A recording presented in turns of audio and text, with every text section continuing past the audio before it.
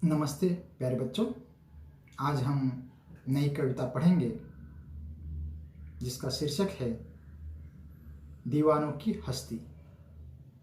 इसके कवि है भगवती चरण वर्मा, जिनका जन्म 30 अगस्त 1903 को हुआ और उनकी मृत्यु 5 अक्टूबर 1981 में हुई। यह जो कविता है स्वाधीनता पूर्व की है।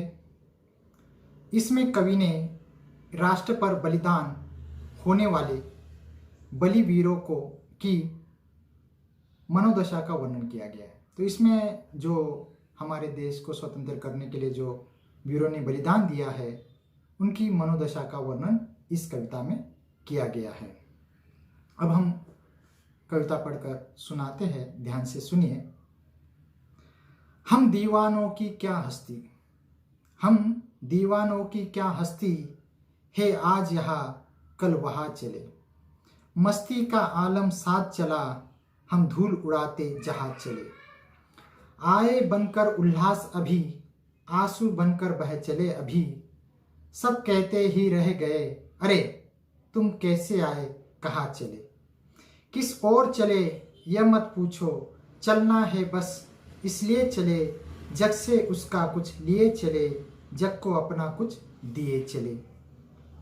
दो बात कही दो बात सुनी, कुछ हंसे और फिर कुछ रोए। छक्कर सुख दुख के घूंटों को हम एक भाव से पिए चले। हम भिखमंगों की दुनिया में स्वच्छंद लुटाकर प्यार चले। हम एक निशानी सी उर पर ले असफलता का भार चले। अब अपना और पराया क्या, आबाद रहे रुकने वाले। हम स्वयं बंधे थे और स्वयं हम अपने बंधन तोड़ चले। मैं फिर से कविता के कुछ पंक्तियां बताकर उसका भावार्थ बताऊंगा, ध्यान से सुनिए। हम दीवानों की क्या हस्ती है, आज यहाँ कल वहाँ चले। मस्ती का आलम साथ चला, हम धूल उड़ाते जहाँ चले। दीवाने, स्वाधीनता सेनानी, पागल, स्वाधीनता सेनानी। मस्ती, खुशी, आलम, संसार, धूल, मिट्टी। तो इस पद्यांश में भारत के सच्चे सपूतों का वर्णन किया गया है। भारत के सच्चे सपूतों का वर्णन किया गया है, जो देश पर बलिदान देने हेतु सदैव तैयार रहते हैं, जो देश के लिए अपनी जान देने के लिए हमेशा तैयार रहते हैं। उनका मानना है कि वो जो स्वतंत्र सेनानी है, जो देश प्रेमी है, जो देश पर मरने वाले लोग हैं, उनका मानना है कि हम तो आज़ादी के दीवाने हैं। हम किसके दीवाने हैं? आज़ादी के दीवाने हैं। इस देश की महानता के समक्ष हमारी कोई औकात नहीं और इस देश के सामने हमारी कोई औकात नहीं है। हम आज़ादी के दीवाने हैं और इस देश के महानता के सामने हमारी कोई औकात नहीं है। हम तो आज यहाँ है और कल न जाने कहाँ होंगे। हम तो आज यहाँ है, कल न जाने हम कहाँ होंगे। लेकिन जिस ओर भी हम कदम बढ़ा लेते हैं, वहाँ हमारे जोश से खुशी और हर्ष छा जाता है। तो वह कहते हैं कि जिस ओर भी हम अपने कदम बढ़ा देते हैं, तो हमारे अंदर जोश, खुशी और हर्ष छा जाता है। हम जिधर भी कदम बढ़ाते हैं तो हमारे अंदर जोश आ जाता है। अगली वाली पंक्तियां। आए बनकर उल्लास अभी, आंसू बनकर बह चले अभी। सब कहते ही रह गए, अरे तुम कैसे आए कहाँ चले। उल्लास, प्रसन्नता, आंसू, अश्रु। तो दीवानों का कहना है कि हमारे आने से हमारे भाई बांधवों यानी रिश्तेदार संबंधियों के चेहरों पर उल्लास छा जाता है। जब हम अपने घर, हम स्वतंत्र सेनानी हैं तो एक जगह पर रुक नहीं सकते, और जब भी हम घर जाते हैं तो हमारे जो भाई है, माँ है, पिता है, बहन है या कोई रिश्तेदार है, तो उनके चेहरे पर खुशी छा जाती है, उल्लास छा जाता है।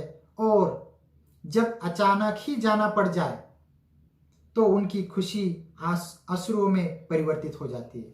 और हम जब घर जाते हैं तो परिवार वाले खुश हो जाते हैं, और जब अचानक हमें घर से फिर से जाना पड़ता है तो उनकी खुशी गम में बदल जाती है और वो खुशी आंसुओं में परिवर्तित हो जाती है। सभी यही कह उठते हैं और सभी यही कहते हैं कि अभी अभी तो तुम आए हो, अभी अभी तो तुम आए हो और अभी अभी जाना, तुरंत आए और तुरंत जा रहे हो।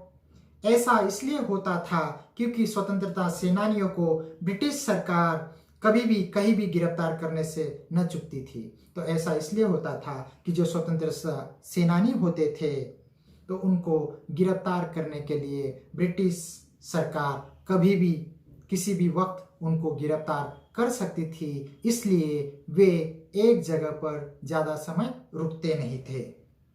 अगली पंक्तियाँ, किस ओर चले यह मत पूछो, किस ओर चले यह मत पूछो, चलना है बस इसलिए चले, जग से उसका कुछ लिए चले, जग को अपना कुछ दिए चले।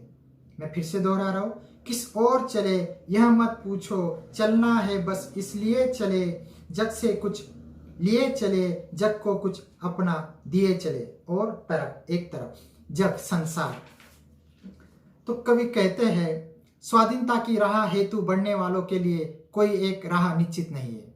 तो जो स्वाधीनता संग्राम में जो कूद पड़े हैं उनके लिए कोई निश्चित रास्ता नहीं है।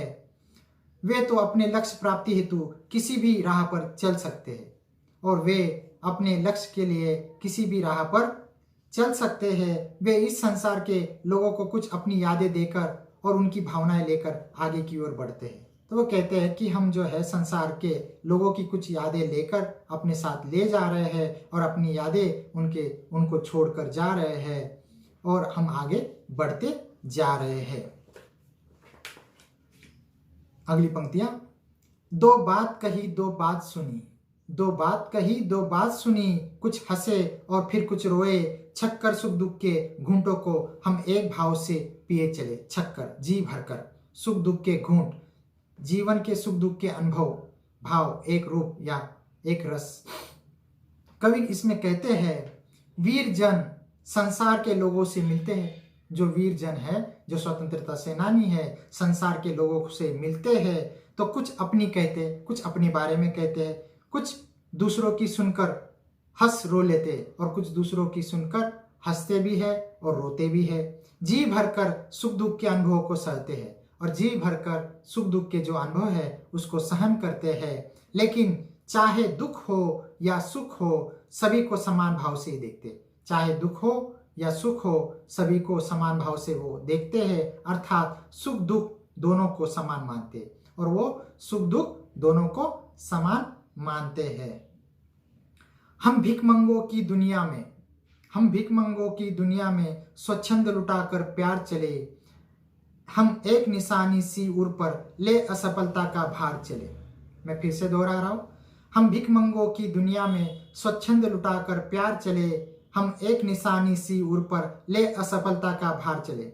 भिखमंगों भीख मांगने वाले, स्वच्छंद स्वतंत्र बंधन रहित, निशानी निशानी, उर हृदय, असफलता चाह के अनुरूप प्राप्त न होना। तो कवि कहते हैं इसमें, इस पद्यांश में कवि ने संसार को भिखमंगा कहा है। तो कवि ने इस पद्यांश में संसार को भिखमंगा कहा है क्योंकि इस संसार की प्रवृत्ति है कि वे दूसरों से कुछ न कुछ प्राप्त करना चाहते। तो संसार की जो प्रवृत्ति है, आदत है कि दूसरों से कुछ ना कुछ उनको प्राप्त करना है, इसलिए भिखमंगा कहा है। किसी को कुछ देना नहीं है और किसी को कुछ देना उनकी प्रवृत्ति नहीं है, उनकी आदत नहीं है। किसी को कुछ देना उनकी आदत नहीं है, लेकिन किसी से कुछ मांगना उनकी आदत है, इसलिए भिखमंगा कहा है। लेकिन बलिवीर सभी को समान रूप से अपना प्रेम लुटाते हैं और जो देश के लिए बलिदान देने के लिए जा रहे हैं वो सभी को समान रूप से अपना प्रेम लुटाते हुए जा रहे हैं। उनके हृदय पर एक ही असफलता की निशानी है कि वह अत्यधिक प्रयत्न करने के बावजूद भी वे स्वाधीनता प्राप्त न कर सके और उनके हृदय में एक ही निशानी है, असफलता की निशानी। उनको लगता है कि हमने इतने प्रयास किए लेकिन अभी तक भारत देश स्वाधीनता प्राप्त नहीं कर सका, स्वतंत्र नहीं हो सका। तो यही उनके हृदय में दुख है।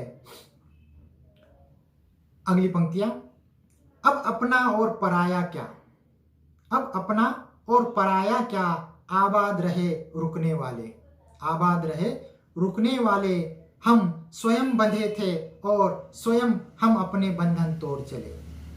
अपना और पराया क्या, आबाद रहे रुकने वाले, हम स्वयं बंधे थे और स्वयं हम अपने बंधन तोड़ चले। आबाद बसना रहना, स्वयं अपने आप बंधन बेड़िया।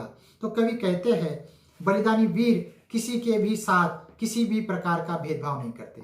जो बलिदानी वीर है वह किसी के भी साथ भेदभाव नहीं करते, अर्थात जाति, वर्ग, संप्रदाय व धर्म के आधार पर उनके मन में किसी के लिए कोई भेदभाव नहीं होता।